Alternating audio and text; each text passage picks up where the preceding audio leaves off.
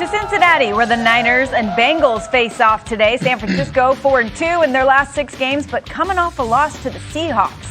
Bengals 2-3 in their last 5, but still in contention in that messy AFC North, just 1 game behind the Baltimore Ravens. Our Sal Pal is live in Cincinnati. Sal, I know you know it's been a week of turmoil for everyone in that area of the country after a tornado ravaged Kentucky. Now that you're there, what more can you tell us? Well, good morning, Sam. It is clear here in Cincinnati in the Ohio Valley this morning, but 36 hours ago, as you mentioned, a Category 4 tornado ripped through the Ohio Valley across 8 states. This tornado was on the ground for 200 miles. Devastation and destruction all along the Ohio Valley. They're calling it one of the worst tornadoes in the last 10 years. In the blink of an eye, 84 people lost their lives on Friday evening, and many, many more injured and homeless 2 weeks before Christmas. And you know, Northern Kentucky is a big part of the Bengals' large community, and the Bengals today are going to have a moment of silence to honor all of the victims of that devastation. Now on to the football game. Joe Burrow's right hand, his dislocated right pinky, is up something that we will watch in this football game. Zach Taylor, the head coach, says that there is no restrictions whatsoever about Joe Burrow going into this game, and he should be fine. On Wednesday, he did not practice. They wanted to get the swelling under control. On Thursday, he was limited in practice, threw the ball, did not have any kind of bandage or brace or anything on his hand, did not throw with a glove.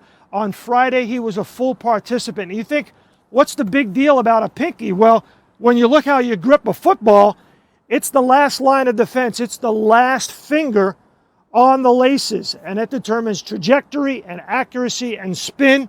And it's so important and so painful if you have a dislocated pinky. But you got a quarterback there, Matt Hasselbeck. He's much more qualified to talk about it than I am. I don't know, Sal. I thought that was pretty good. I appreciate the demonstration. I wonder how good Sal's accuracy is. Maybe we can test that later. We'll see if there's listen, he brings up a good point. And even Joe Burrow wasn't sure how bad the injury was last week. You saw him on the sideline there throw the ball and then wincing in pain. And then he made a slight adjustment. Now, fortunately for Joe Burrow, like most quarterbacks, his pinky is not on the laces. Actually, it's only his ring finger that's on the laces. So that's your ring finger. That's the only finger actually on the lace. And that pinky just kind of slides into that groove right before that, before it's crossing over the lace. So that adjustment allows it, kind of like sipping a cup of tea. You don't technically need that pinky on the throw in terms of throwing a spiral. So the pressure doesn't make a difference, having the pressure? You really don't need it. I think this is the least important finger on the hand. Now, the problem would be ball security. That's why left-hand pressure is so important today. If he's got the ball like this, it doesn't take much for that ball to come out. Left-hand pressure, and then the other thing that I would look for, you saw him do this in the game last week, some handoffs. If he's handing the ball off to Joe Mixon with his right hand, with his injured hand, his dislocated pinky, Joe Mixon, those running backs, they come in there with a violent force, taking that ball away from the quarterback. So it would not surprise me, especially in shotgun, to see some left-handed handoffs when typically the quarterback would be using the right hand. So again, I think this is terrible news. Obviously, you dislocate your pinky, not the end of the world. You can still throw it, and you can still throw a spiral. As Joe Burrow proved last week, he played pretty well. I've thrown one interception to a Patriot. No? That was Ty Law. I'll keep it to because he hurt his pinky last week. It was later in the game, and we seen him, trying to get back to the throwing motion. But starting this game, it's going to feel fresh. Throughout 4 quarters, it may get hit, get back injured. And the reason why I'm saying this is because as a pass catcher, my young quarterback is hurt. Okay, so that means I have to step up. You see what type of year that T. Higgins is having in the second half of the season, a pass catcher for the Cincinnati Bengals. But I have to really put a mark on Jamar Chase and what he's been able to do. He had a great start to his first rookie season. But as of lately, people wondering, hey, Jamar Chase, did you hit the rookie wall? No, I don't think Jamar Chase, the young wide receiver for the Cincinnati Bengals, hit the rookie wall. I just think in certain situations, critical situations like this one right here last week when he gave the pickup to the LA Chargers DB, you have to be able to show up your quarterback. Matt, you're talking about the thumb. You're talking about the pinky. There's going to be some times today going against this 49ers defense where Joe might not have all of his velocity, all his arm into the throw. So what they need to do, be able to be focused, pick up where they left off last week. With this wide receiver core, Jamar Chase needs to step before his quarterback. Just real quick, Hasselbeck, quarterback center exchange. Right hand's usually on the top. Yeah, the right hand is under center, and that's the one when the center snaps the ball. It's as hard as he can, just like that. But from what I've read, this week in practice, he's been under center. He's been in shotgun. That hasn't been the factor. Okay. The factor to me would be taking all the sacks, going to the ground. You don't want that when you have a dislocated finger. One of the factors I'm looking at in this game is Jimmy Garoppolo. And I watch Jimmy play, and I start to see why they traded 3 first-round picks to go up and get Trey Lance with the number 3 overall pick. Because I just see an error repeater over the years, seeing Jimmy do the same thing over and over again. The 2 interceptions versus Seattle. This is basic football in terms of a linebacker dropping back into the first window. And, Shanahan even said it himself. It's supposed to be a second window throw. He doesn't do it. The second interception over the middle. Both backers get good depth. He tries to force it in. You're supposed to hit the check down. These are mistakes that just can't be made at this stage of his career. So you're waiting for the Niners to be a contender again, but it looks like at times Jimmy Garoppolo is holding them back. So that defense you're talking about, they're going to have to give him some turnovers to help. How have the 49ers offense, how have they hidden, sort of the negatives about Jimmy Garoppolo? Motion, run game, all of that stuff. Well, guess what? That means putting the ball into their pass catcher's hand. Ayuk, you got Kittle, but there's a guy that's coming back today talking about Deebo Samuel growing.